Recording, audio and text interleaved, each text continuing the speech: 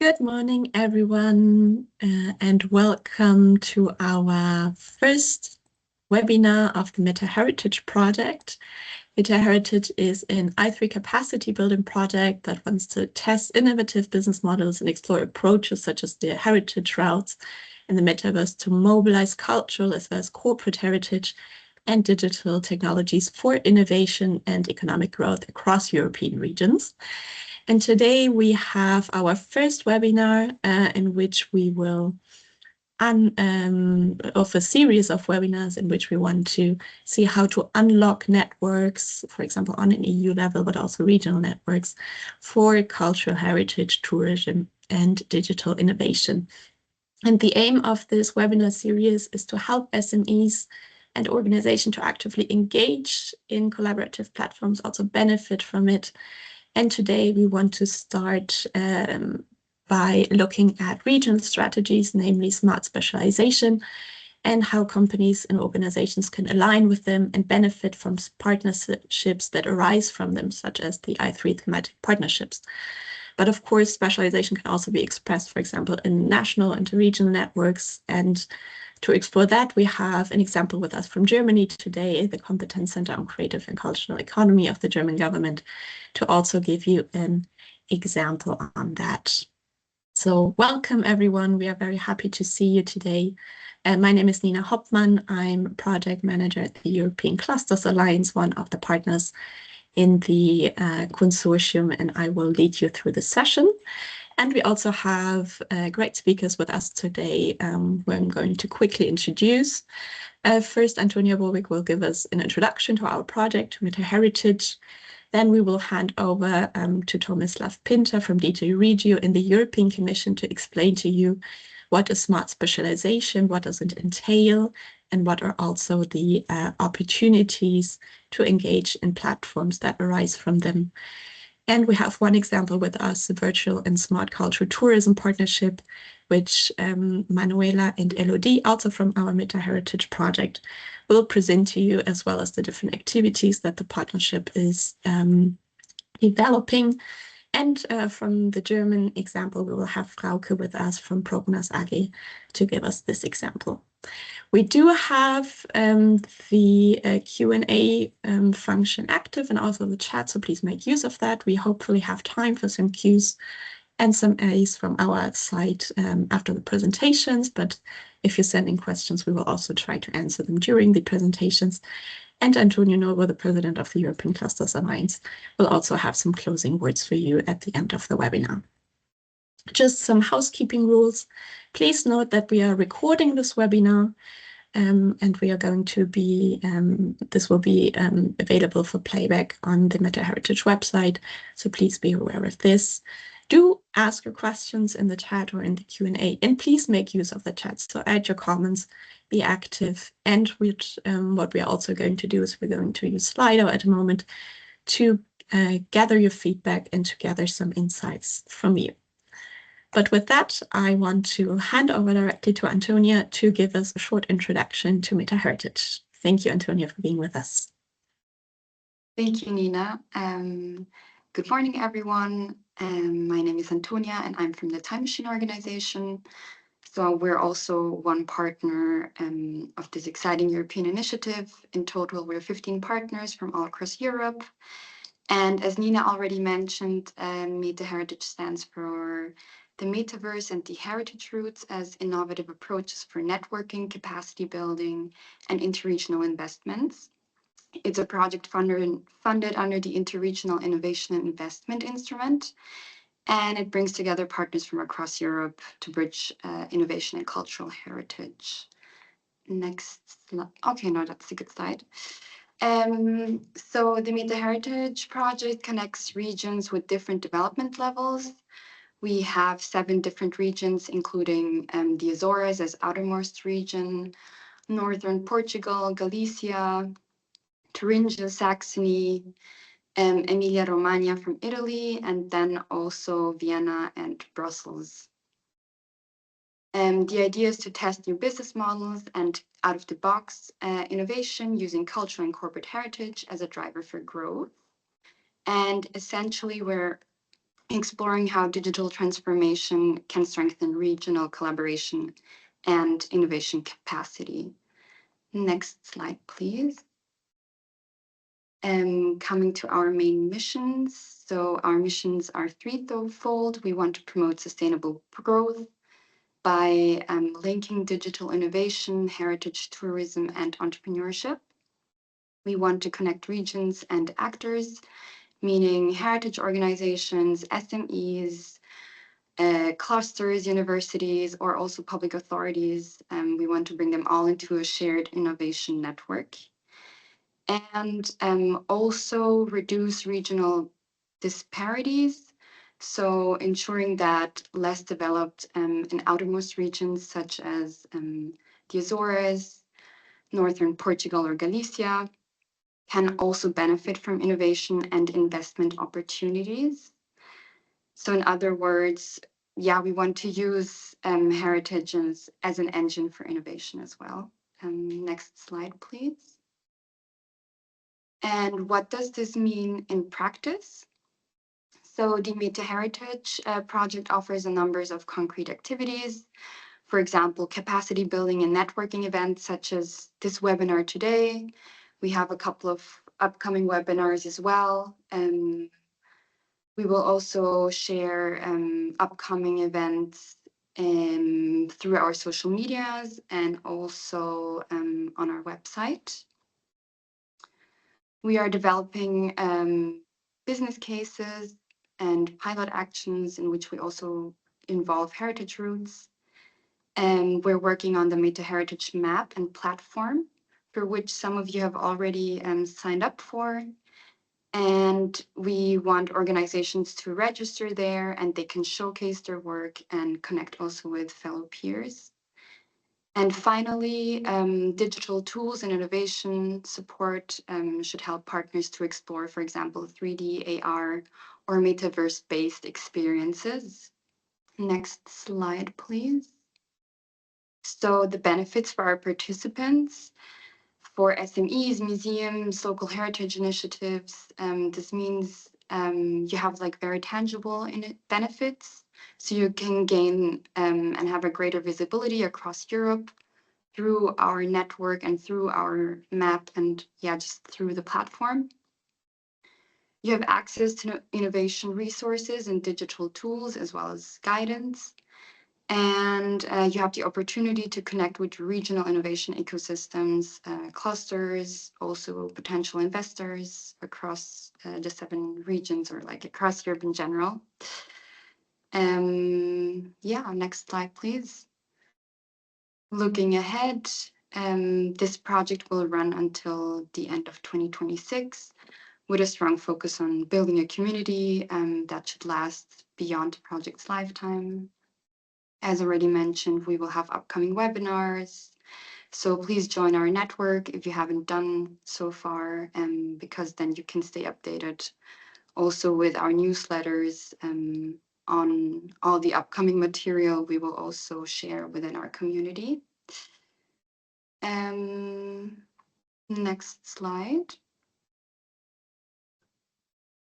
To close, I'd like to invite everyone who still hasn't signed up, or if you have any colleagues or other institutions, organizations that might be interested in our network, you can either contact me or you can also just send them the invitation to do the survey and become part of the MetaHeritage network.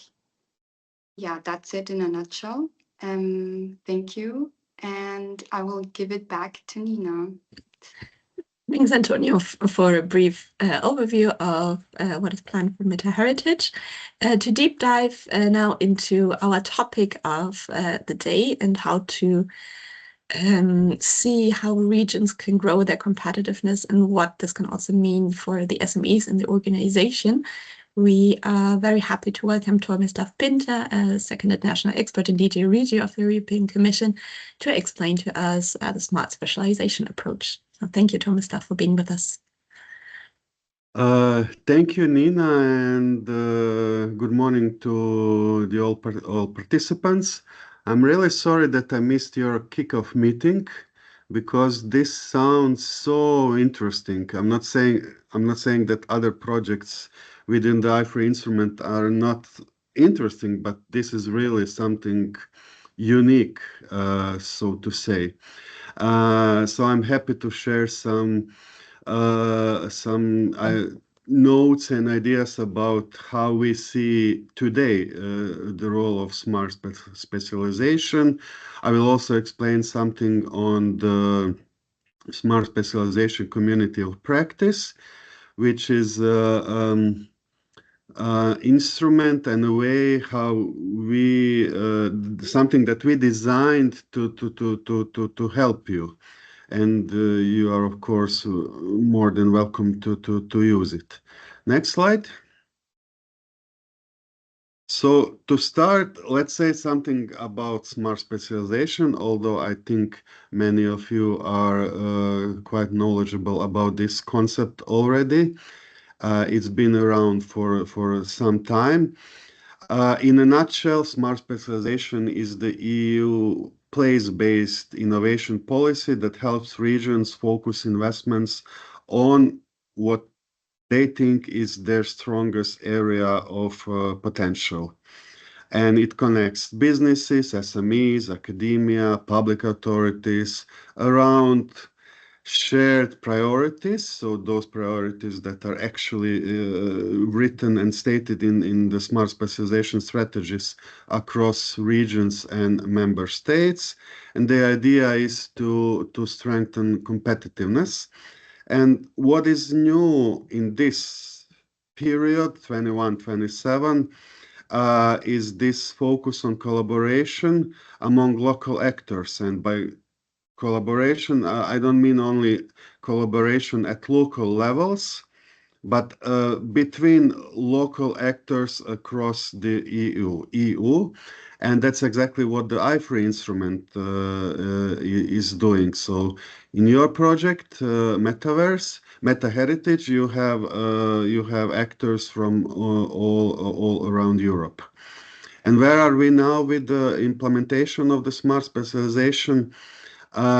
Somewhere midway, I would say middle. We will definitely continue this through our SV community of practice. Just this week, we had new kickoff meeting with the new contractor. We will cover the period from today or up until 2028. So we will definitely reach into the new programming period. You probably heard something about this. It's a hot topic these days and months in Brussels. This post-27 regulation, this national and regional partnership plans. It's still in work in progress, so nobody can say how this will look like in the end. But when it comes to smart specialization, what's the only thing that's different from what is it today is that smart specialization is no longer enabling condition for good governance of smart specialization. But it still remains as an important territorial tool for something that we call integrated development. So basically, your managing authorities, when they will draft these national and regional partnership plans, they will basically use the elements and tools and whatever was already created under the S3 governance. And we think that that's a very good thing to make sure that SMEs and businesses and relevant organizations, even at the local level, will be included into these decisions on how these national and regional partnership plans will look. Next slide. So in practical terms, our connection and how at least we in DigiRegio see smart specialization is this connection to cohesion policy, the first Smart Europe objective, the one that covers funding for research and innovation.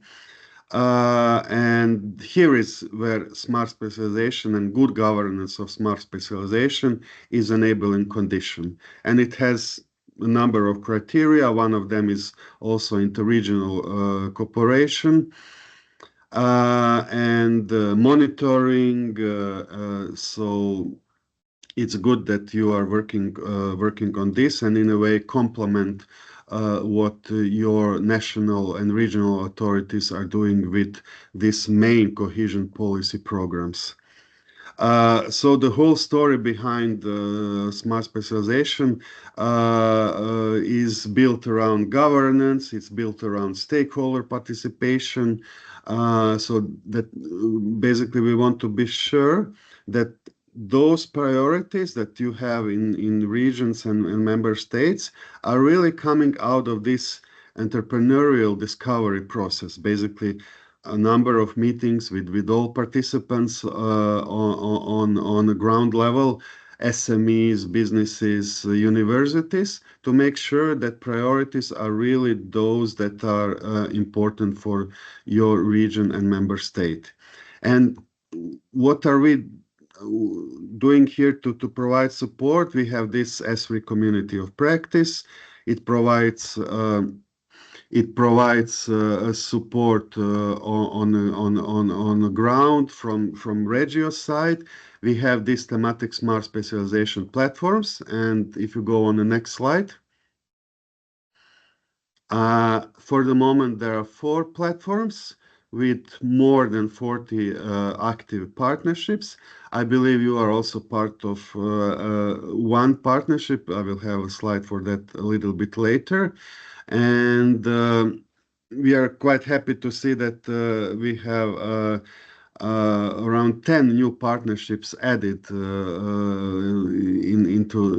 into these platforms over the course of last few years. We have this sustainable blue economy as a completely new platform. Next slide. And what can you also learn from S3 community of practice? And this is sort of a legacy, what we already did so far. 3 very good papers, one on innovation diffusion, one on industrial transition, and one on interregional collaboration. I would say that these are some kind of a manual how to do it in the right way. I was involved in this part on interregional collaboration, and it really looks like a very good manual on how to go interregional with your smart specialization. So wherever you see these pictures, I think there should be a link. So once you will get these slides, feel free to explore these links further. Next slide. And now we're coming to the part that I believe is the most interesting for you. I myself, of course, am not an expert in cultural and creative sectors. And every day we have different questions on the role of smart specialization within the different sectors. So we cannot be expert in all these fields, but I believe that we developed a very nice way to explore this. It's the S3 COP Observatory. So a set of filters that will quickly guide you to, in this case, all smart specialization strategies across Europe that are dealing with cultural heritage, for example. So those on the right examples that you see, but there are many more. So these are the smart specialization strategies where cultural heritage is a key word in their priorities. Of course, by clicking on the links provided to the right, you will land on their pages. Maybe you will have to use Google Translate sometimes because it's not all translated in English. But these are what's important for you is that this is the easiest way to find who is dealing with similar topics, and there are contacts and quite an easy way for you to connect.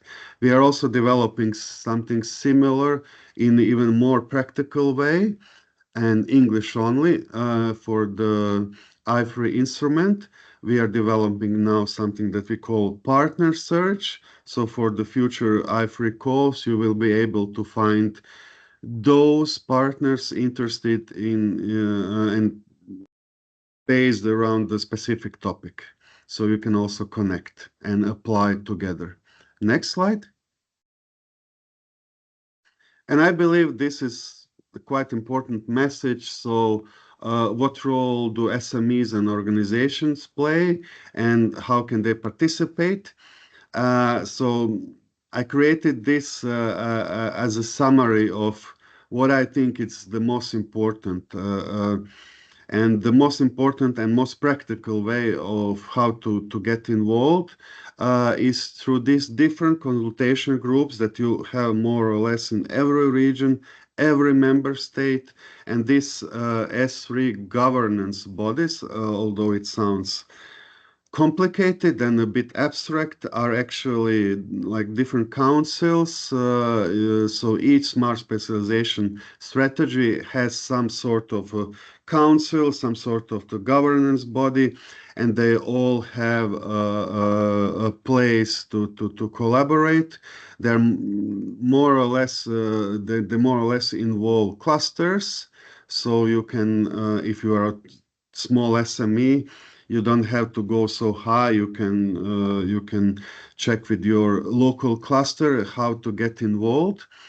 Then even more practical way is to test innovation, to collaborate in different cluster pilot projects, hubs or living labs, and all this is heavily supported by cohesion policy programs across regions. And of course, we are here in the iFree environment, so going to regional through iFree projects.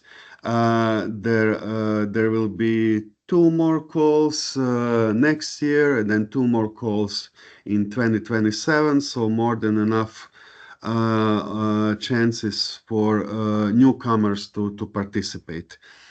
And if you think more strategically, you can, of course, join these existing thematic partnerships.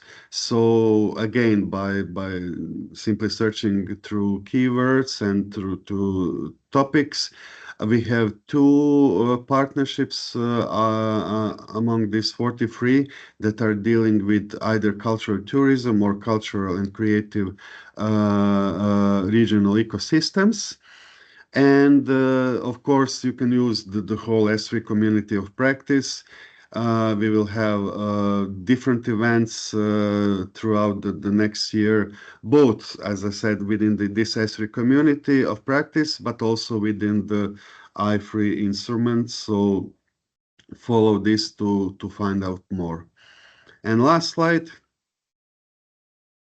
This is actually the one where you can say more about it, because I believe you are the part of this second partnership on smart and cultural tourism. But if you're not, again, links are here, so very simple to contact partners within this partnership, and either to become a part, or maybe as some other iFree projects, maybe you have a potential to create a completely new partnership if you find this relevant, because this follow-up of iFree projects is something that is very important for us, and we are actually encouraging iFree consortia to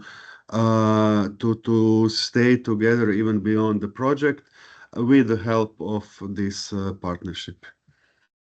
That will be all for me. I'm happy to answer your questions, if any, and happy to stay here connected and to listen for the rest.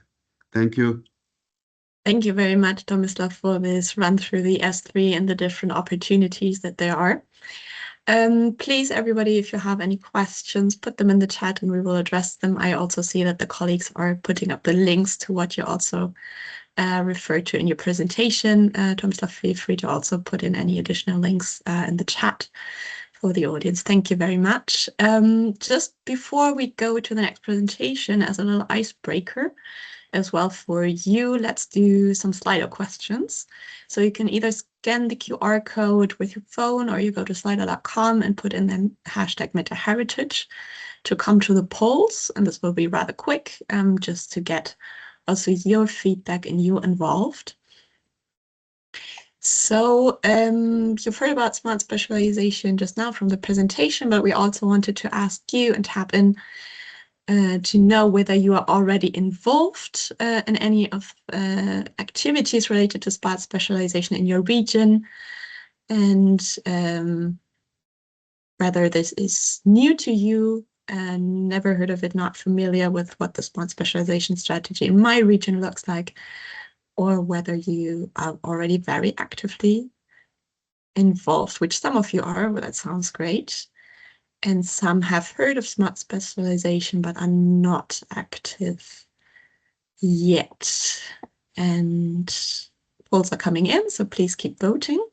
I see we have from all the different possibilities participants here. That's great. Also gives a chance to catch up on existing initiatives and also learn more. Especially if you're not familiar with the smart specialization in your region, have a look at the CUP Observatory, where Tomislav also said you can find the different smart specializations of the regions. Thanks for those answers. Let's go quickly to the next question. How important, and are now also building the bridge to the partnerships and looking more into collaboration, how important do you think inter-region collaboration is to grow your business? Essential, it's helpful, or not very relevant? This can be different cases for each of you, but hopefully you also say, and we see that from the answers, you think it's very essential, which is very good to hear, because that's what we're trying to work on increasing interregional collaboration as well for all of you. Thank you very much. And a last question. This is an open question, a word cloud. What is your biggest motivation to join a regional or a national or a European network? So think about what would be your motivation to join networks. Let's hear it from you. I see the people are typing, that's great. And now the answers when you send them will appear on the screen. More collaboration on concrete projects, very good. To inform for visibility, job opportunities. And more answers coming in, share experiences, learning, networking. Join consortia for EU projects, so the interest in EU-wide collaboration. We also see that clearly. Learning from each other, networking.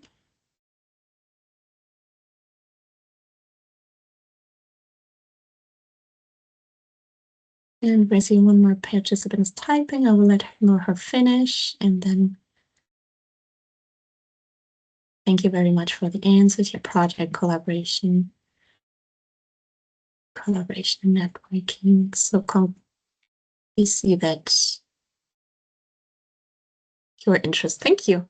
Thank you very much. Yeah, for project collaboration, hopefully also the next and networking, the next presentations will be helpful to you, because we were looking at some networks and offers to support companies and organizations. First of all, we will have a look at the virtual and smart culture tourism partnerships, and I will hand over the floor to Manuela Graf and Elodie de Hosseini Sache from Friedrich Schiller University in Jena. The floor is yours. Thank you, Nina, very much. Good morning, everyone. I'm a research associate at the University of Jena, and together with Professor Sanden Münster, I coordinate the interregional S3 partnership for virtual and smart culture and tourism. Yes, the title is long, but the purpose is simple. We connect heritage with digital innovation to create new opportunities for growth. So what sparked this initiative, actually? Across Europe, many brilliant organizations work with digital heritage, but most operate only nationally. And the ecosystem is fragmented.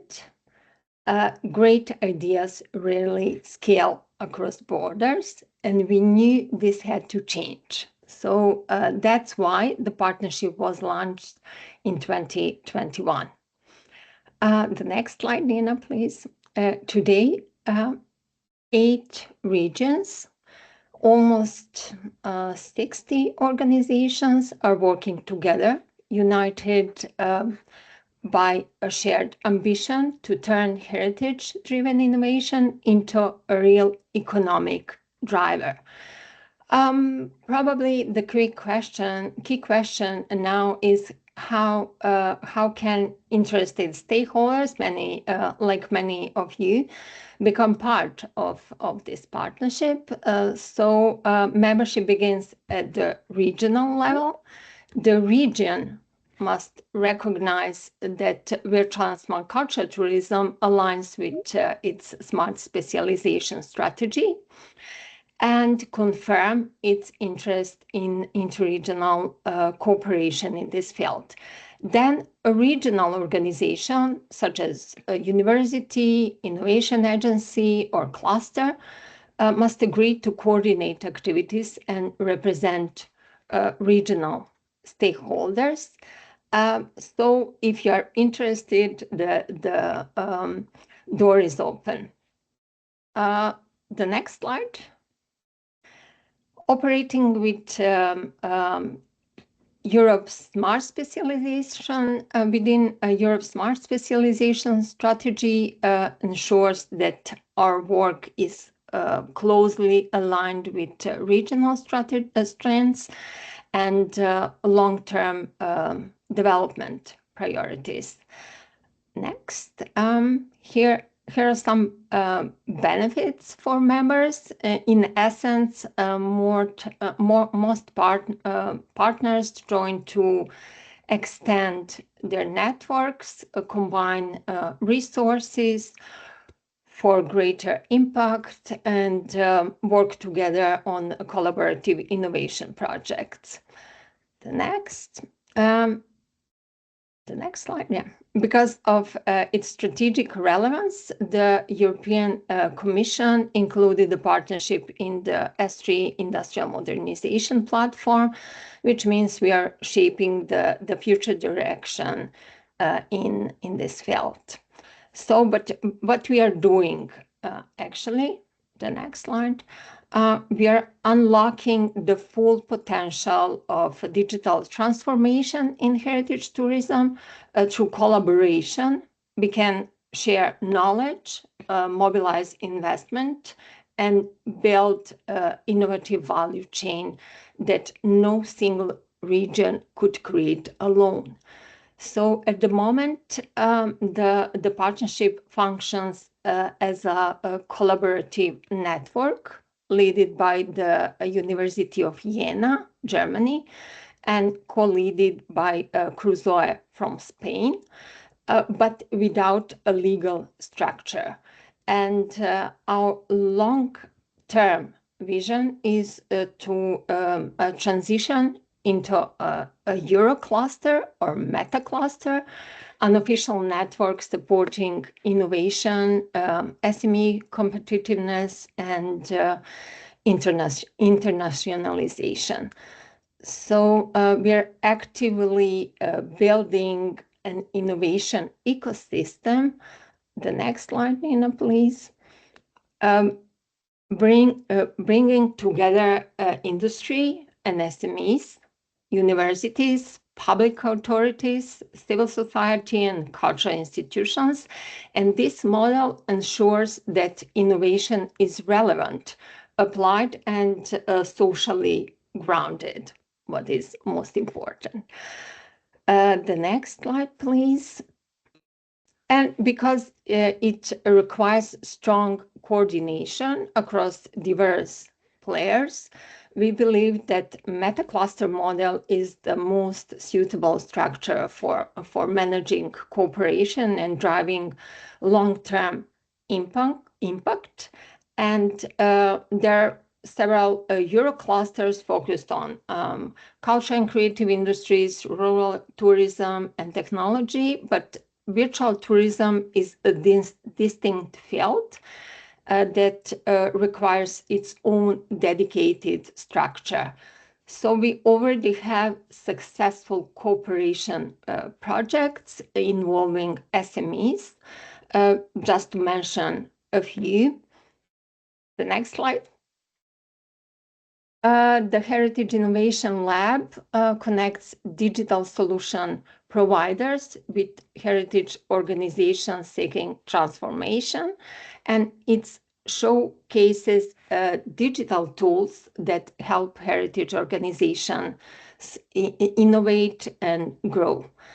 So the next project, 3D Big Data Space, is building Europe's largest pool of high-quality heritage 3D data and now supporting SMEs and other stakeholders through innovation grants. So please check the project website.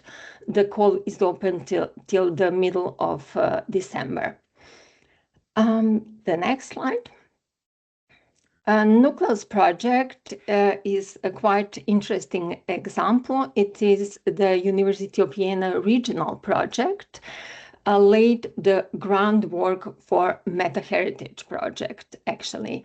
And by empowering GLAM institutions and digital providers to participate in innovation ecosystems, the project revealed significant opportunities for cross-regional cooperation in metaverse-based business model, in that way directly leading to the MetaHeritage project proposal.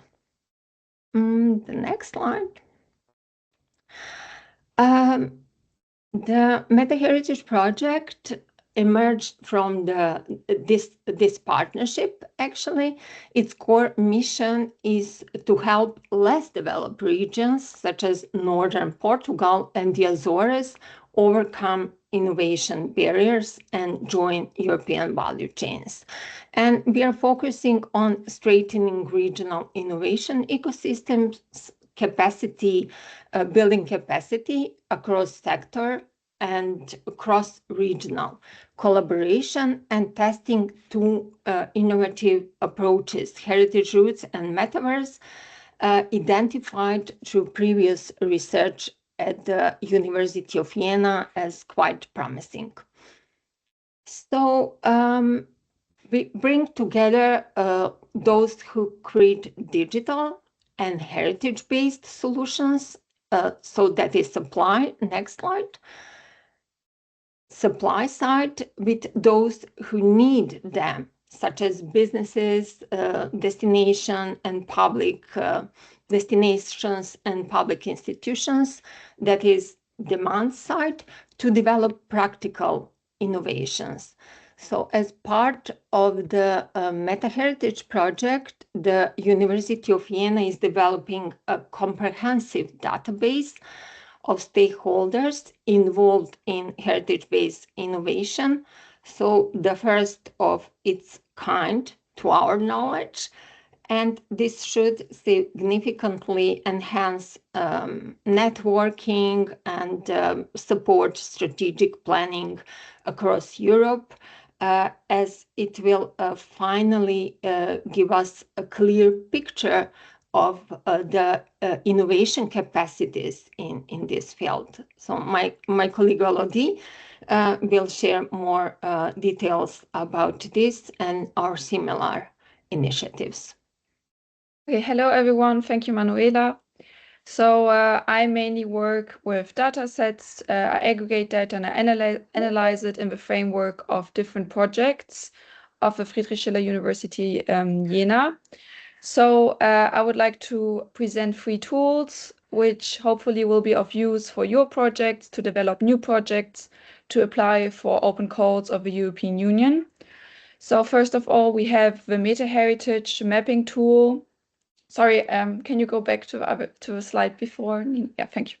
So we have different tools. We have the map tool, which will be launched soon on the MetaHeritage website. It's based on a survey which you may already you already filled it in, or you see maybe you will be in the future checking out this survey, because this survey is targeting SMEs, cultural heritage institutions, but also specifically, as Manuela mentioned, tech companies, because mainly we want to gain an overview of the density of heritage institutions and digital technology providers in Europe, focusing on specific target regions, so that also this map, which will be based on the survey data, will be of usage for you to identify market gaps with regards to products and services that help to digitalize cultural heritage, but also to facilitate new connections and partnerships between the supply and the demand side. So an SME providing tech solutions will be able to see cultural heritage institutions in the region, and vice versa, cultural heritage institutions which need specific digitalization tools will be able to see tech companies in their region.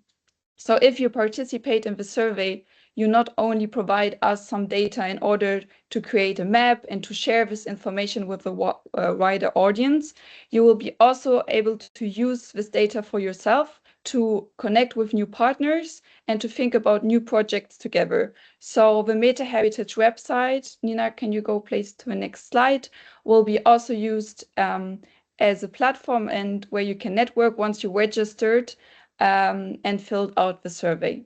And hopefully you can see the map soon in the upcoming months and get to know each other and learn more about the expertise present in your region. Then we have another tool, which is, Nina, please next slide. It's the Heritage Monitor.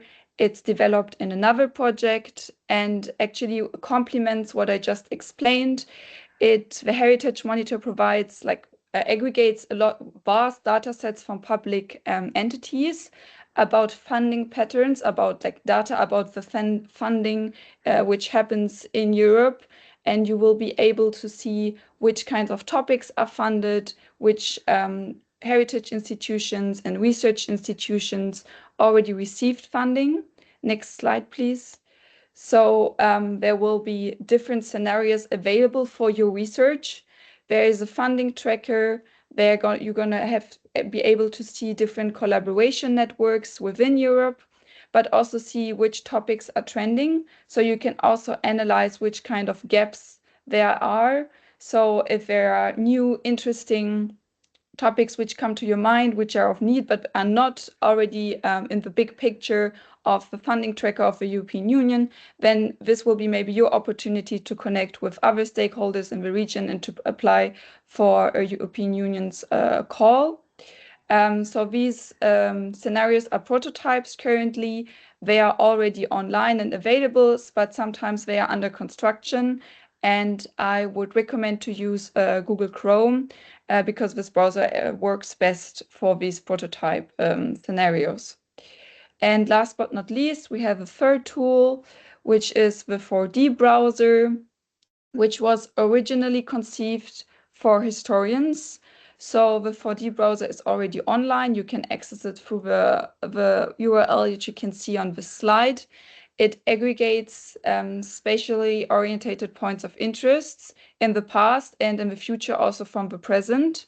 So for now, you are able to see 3D models and historic photographs of different cities of Europe, such as Trento, Budapest, Dresden, and Amsterdam. Nina, next slide, please. So there you can move through a city and see the 3D models, but this is also not just helpful for historians, so researchers, but also there is an application connected to this platform, so also tourists can use this platform. But also, of course, it's possible as an SME in your region to conduct some research about the cultural value of your region, which could be of interest for your project.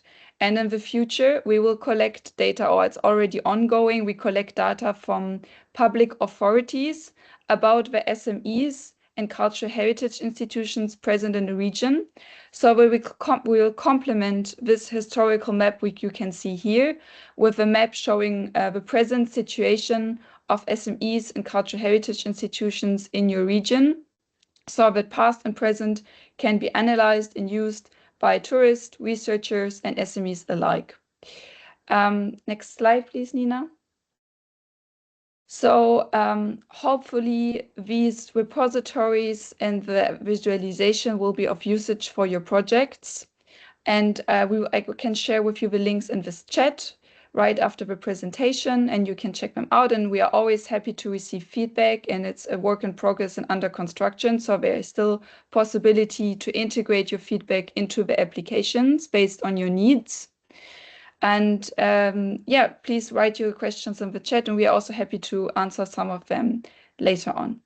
Next slide, please, Nina. Yeah, so, but if you have any further questions about the interregional partnership, you can contact Manuela and Sander anytime, and they will be happy to answer your questions. Many thanks, Elodie, and many thanks, Manuela, for giving us a tour through the partnership and the different activities and tools that you have developed. Please, everybody, if you have specific questions, put them in the chat for our speakers, and Elodie and Manuela will also put the links that they mentioned to their project in the chat, and that will be also available afterwards, after this webinar, on the website of MetaHeritage, so that you can review again the slides and the recording and to go back to what they presented. And last but not least, I would like to hand over the floor to Frauke Dornberg to present us a national example of how the creative and cultural industries are supported. Please, Frauke, explain to us what you are doing and what are the collaboration opportunities from this project. Thank you. Thank you. Yeah, my name is Frauke Dornberg, and I work for Prognos, which is actually a research institute and also a consultancy. And we do research on economics. And we, as Prognos, are also part of the German Federal Center for Culture and Creative Industries. And yeah, I'm very honored to give you a short introduction today of our work, and also on how we could and can and also do foster culture and creative economy, also somehow at an EU level. And also thank you for the invite to Nina Hoppmann. Yeah, so sorry for the colors, by the way. Definitely not my design choice, but yeah, I had no say in the corporate design process, so please bear with me here. Next slide, please. What do we do? So we are initiated and funded by the German Federal Ministry for Economic Affairs and Energy. And why is that? Because the German government realized that more than 240,000 companies in Germany are part of the so-called culture and creative industry. So this means musicians, architects, actors, gaming development, working in press, writers, and alike. And so we're talking about like 2 million people in Germany working in the culture and creative industries. And in 2023, and this is the last number I throw at you, I'm sorry. In 2023, the culture and creative industries in Germany generated a turnover of around 204 billion euros. So this is a lot. And the German government said, okay, well, we have to somehow support this industry. And they founded the Federal Center for Culture and Creative Industries that I'm working for right now. And to do what? To support the culture and creative industries. And this is also our main goal. Next slide, please. So how do companies and also SMEs benefit from the Federal Center? We follow 3 ways right now to support the cultural and creative industries. And the first one is that we provide business platforms for exchange. So meaning good old networking, but along a very thoughtfully curated events such as peer learning, community summits, and so forth. Benefiting, of course, creatives meeting other creatives, talking to each other. I think this is self-explanatory. The second way that we follow is in fostering cross-innovation. And I love this word because this is often such a buzzword, meaning nothing at all. But here I can give like a very beautiful example because here it means that there is a global player for building metal propellers. It's called MMG. And by propellers, I mean like, those huge, gigantic ships, cargo vessels that transport products all over the world. And they need gigantic propellers for their ships. And this is what MMG does. But what they also do is they talk to creatives and they talk to game designers, they talk to designers, and they also talk to virtual reality designers. And I'm not going to spoil you here, but I think there's some nice cross innovation coming this way. And this is where the metal industry is actually benefiting from working with design workers and the other way around. And the third way that I would like to present to you is trends and analysis that we do. And this is actually where my team and me come in. So, Germans love all the statistics and facts, and as so do we. So this is what we provide. We provide the statistical framework for the German culture and creative industries. And we also provide an AI-based analysis of thousands of websites to find out what's trending in the culture and creative industries and what's on the creative's mind right now. So whenever the German government wants to know something about the culture and creative industries in Germany, how they're doing, what they're doing, then they basically ask us to do a study. And this means that we are also providing kind of the information base for policymaking, because this is what happens. And we, of course, do this for the benefit of creatives. So we put them in the spotlight to be supported by government and policymakers. Next slide, please. So adding to those benefits, I have to talk about another project, which is called CIRCE. I'll post the link in the chat later, meaning Creative Impact Research Center Europe. And unfortunately, this was a project because it ended last year, but it was focusing on Europe-wide collaboration among creatives. But we are currently planning to implement a very similar collaboration network within the center. So please bear with us again here. I'll keep you updated, I promise. Yes. And something I have to say is that we do not provide funding for creatives. This is often the case, but we don't. But we provide mentoring, we provide networks, community, and also visibility. And we share knowledge about economics, about upscaling, about business administration, and also of existing funding opportunities, even though we do not fund ourselves. So this is what we do to support the culture and creative industries. Next slide, please. But Nina Hartmann specifically asked me to talk about what's kind of in it for you. So I know that we're coming from a very specific place, being funded by the German Ministry for Economic Affairs. This is very special, I know this. And therefore, of course, we focus on the German landscape of the culture and creative industries. So very specific.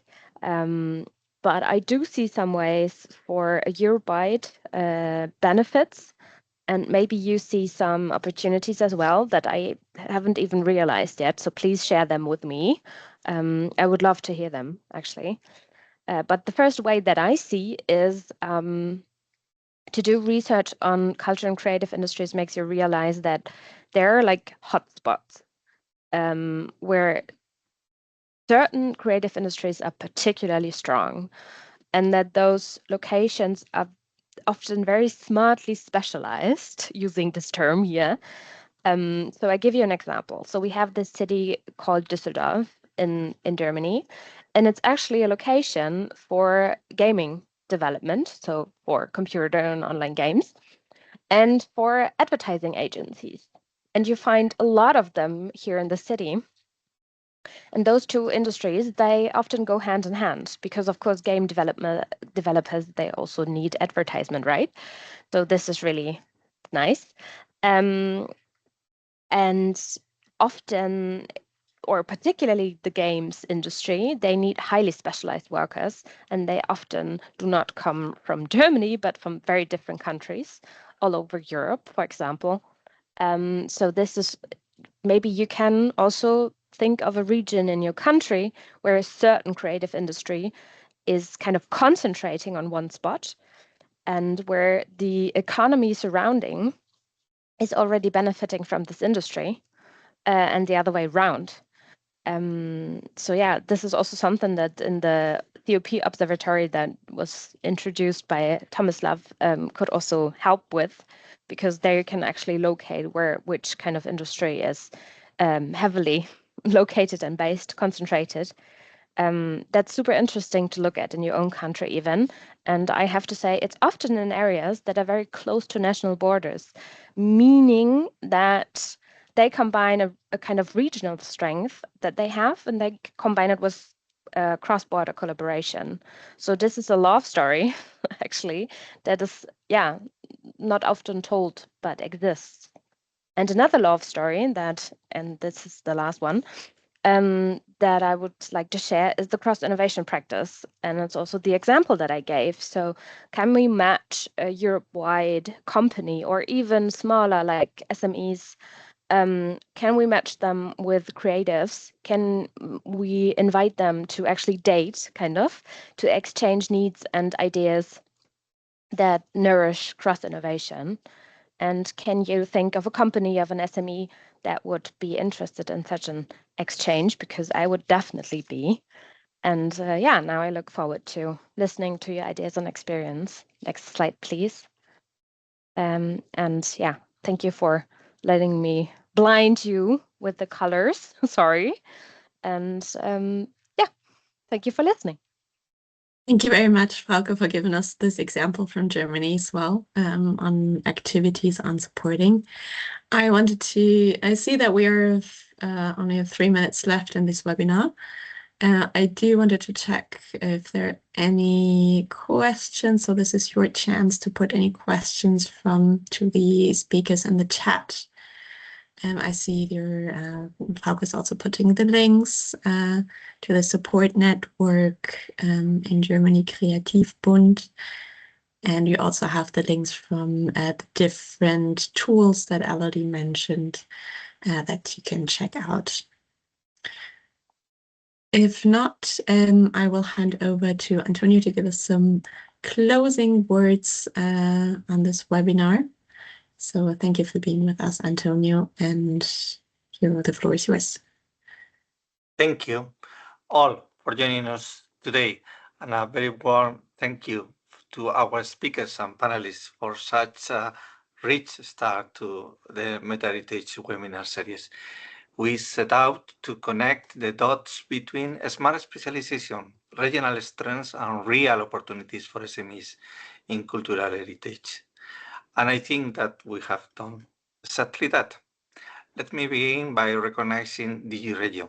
The I3, the Interregional Innovation Investments calls, are not just another funding instrument. They are a practical engine for cooperation, scale up, and long-term value across regions.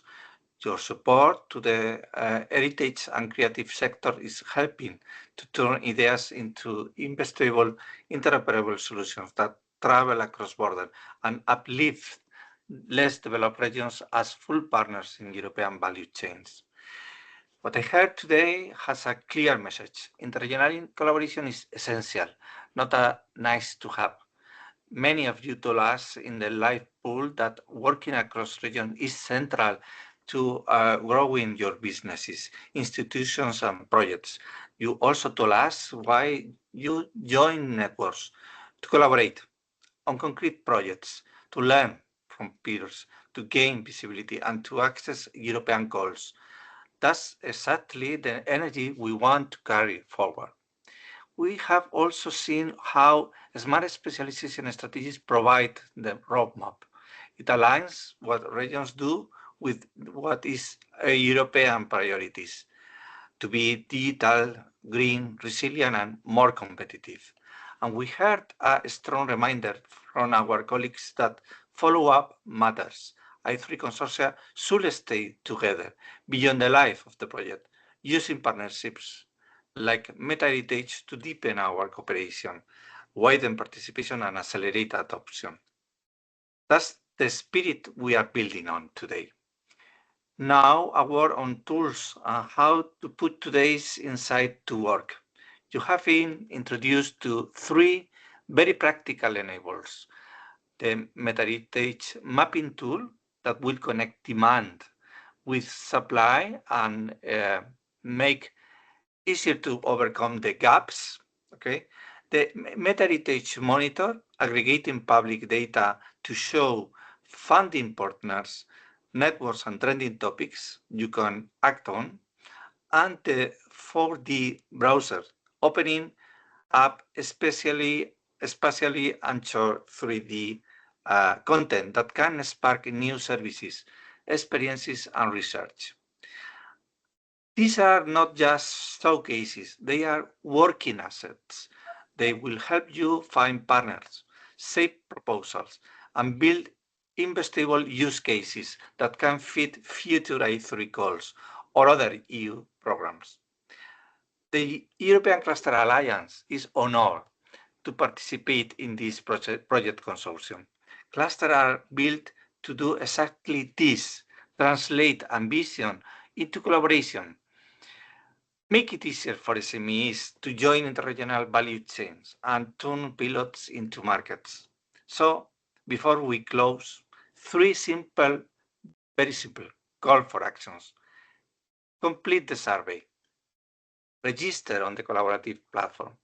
Engage in the MetaHeritage community. Let me end where it began, with thanks to all of you. MetaHeritage exists to make cooperation easier and more fruitful. With your participation, we can turn today's momentum into new partnerships, new pilots, new markets to keep Europe's heritage as a global leading industry, alive, accessible, and innovative. Thank you very much. Thank you, Antonio, for the summary. Very well done. I think there are great opportunities that all of the speakers presented. So please check them out and please have a look at that. We've just, before we close, we've just got a question in from Rosella Blanco asking, and I will ask this as an open question to all of you. So whoever feels they would like to respond to it. What key skills or competencies do you consider most valuable in candidates working at the intersection of cultural heritage, innovation, and regional development? Which of our speakers would like to comment on this?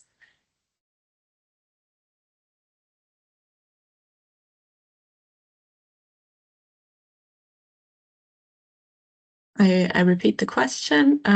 What key skills or competencies do you consider most valuable in candidates working into this intersection of cultural heritage, innovation, and regional development? What skills would you say are very important? Yes, Frauke, go ahead. I have to admit I come from the soft skill side here, but the most important one would be a certain openness, because if you do not have an open mind and cannot think out of the box, then you're definitely lost in this field. So that would be my recommendation. Yeah, also there is no innovation without an open mind. And also you need an open mind to be able to work in inter-regional development. And yeah, that would be my answer. Thank you very much. I would just add multidisciplinarity as a really important aspect. Yeah, thank you.